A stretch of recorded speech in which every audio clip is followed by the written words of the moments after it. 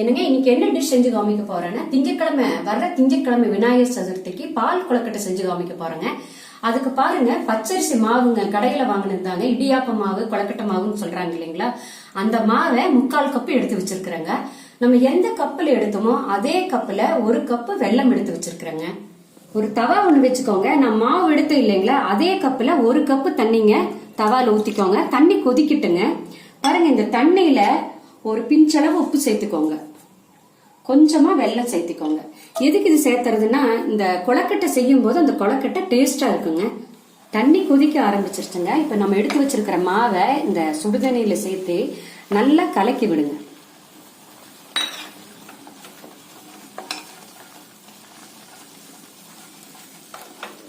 பாருங்க, இந்த மாதிரி நல்லா கலக்கிட்டு அடுப்பு ஆஃப் பண்ணிருங்க. ஆஃப் பண்ணிட்டு ஒரு 5 நிமிஷம் மூடி வச்சிருங்க.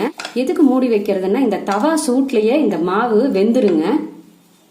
ஒரு பாத்திரம் ஒண்ணு வச்சுக்கோங்க. அதுல பாருங்க, ஒரு 3/4 கப்பு மாவுக்கு 1 கப்பு வெல்லம் எடுத்திருக்கிறேங்க. 1/4 டம்ளர் தண்ணி ஊத்திக்கோங்க. தண்ணி ஊத்திட்டு நல்லா கரைஞ்சு கொதிச்சுட்டுங்க. இது பதமெல்லாம் வேண்டியதில்லை. வெல்லம் பாருங்க கரைஞ்சு கொதிக்குதுங்க. இப்ப ஃபில்டர் பண்ணிக்கலாங்க.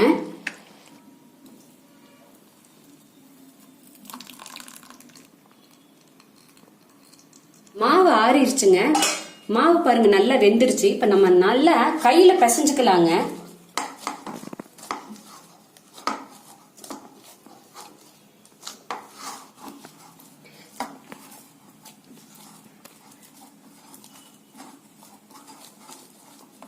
மாவு பாருங்க நல்லா ஸ்மூத்தா இருக்கு பாருங்க.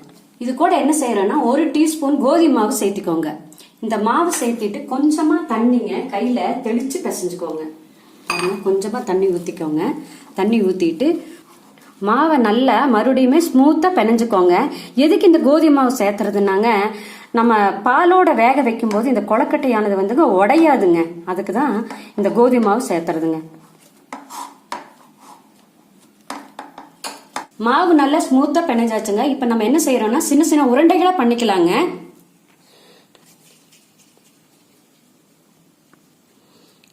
பாருங்க, இந்த மாதிரி எல்லா மாவையும் உருண்டை பண்ணிக்கலாங்க.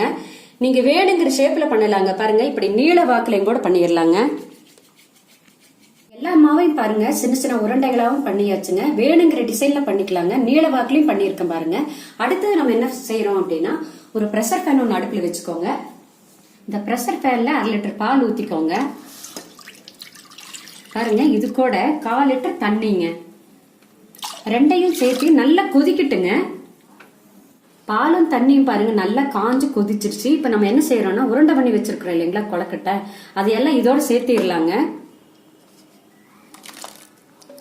சேர்த்திட்டு சிம்மில் வச்சுக்கோங்க. வேகட்டுங்க. ஒரு 7-8 நிமிஷம் ஆகுங்க.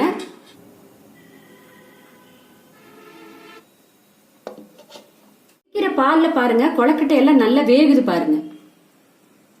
இடையில மட்டும் இப்படி கலக்கி கலக்கி விடுங்க. பால் ஆட கட்டாம பாத்துக்கோங்க. 8 நிமிஷம் ஆச்சுங்க. கொழுக்கட்டை எல்லாம் பாருங்க நல்லா வெந்துருச்சு. ஆனா பாருங்க தண்ணி மாதிரி இருக்குது. இப்ப நம்ம என்ன செய்யறோம் அப்படின்னாங்க, 1 ஸ்பூன் அரிசி மாவு எடுத்துக்கோங்க. அந்த அரிசி மாவை கொஞ்சம் தண்ணி சேர்த்து நல்லா கலக்கி இந்த பாலோட சேர்த்திருங்க. பாருங்க, இந்த மாதிரி உருண்டை இல்லாம கலக்கிருங்க. கலக்கி இந்த பாலோட சேர்த்துறது எதுக்குன்னா, பாயசம் கொஞ்சம் நல்லா திக்கா ஆயிருங்க.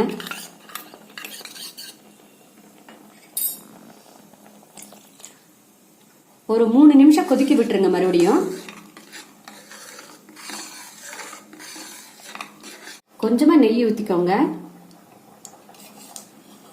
இந்த நெய்யில முந்திரி பாதாம் நல்லா பொன்னிறமா வறுத்துக்கோங்க.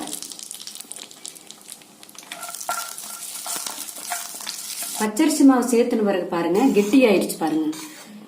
முந்திரி பாதாம் வறுத்து வச்சிருக்கிறேங்க, அதை இதோட சேர்த்திடலாங்க. 8 ஏலக்காய் பொடி பண்ணி வச்சிருக்கிறேங்க, அதை இதோட சேர்த்துட்டு அடுப்பு ஆஃப் பண்ணிருங்க. ஆஃப் பண்ணிட்டு நல்லா கலக்கி விட்டுருங்க. ஒரு 5 நிமிஷம் ஆறட்டுங்க. 5 நிமிஷம் ஆச்சுங்க. பால் ஆறிடுச்சுங்க. இப்ப நம்ம அடுத்தது என்ன செய்யறோம்னா, ஃபில்டர் பண்ணி வச்சிருக்கிறோம் இல்லைங்களா வெள்ளைப்பாகு, அது இதோட சேர்த்திடலாங்க. பால் சூடா இருக்கும்போது ஊத்தக்கூடாதுங்க. இப்ப நம்ம பாகு முதல்ல ரெடி பண்ணி வச்சுட்டோம். இப்ப நல்லா கலக்கி விடுங்க. இவ்வளவுதாங்க, பால் கொழுக்கட்டை ரெடிங்க. பால் சூடா இருக்கும்போது வெள்ளைப்பாகு ஊத்துனீங்கன்னா பால் பிரித்து போகுங்க. அதனாலதான் 5 நிமிஷம் இறக்கி வச்ச பிறகு ஊத்துறதுங்க. பால் கொழுக்கட்டை பாருங்க, சிம்பிளா ஈஸியா உங்களுக்கு செஞ்சு காமிச்சிருக்கிறேங்க. இதுல ஏதாவது சந்தேகம் இருந்தா கேளுங்க, நான் பதில் சொல்றேங்க.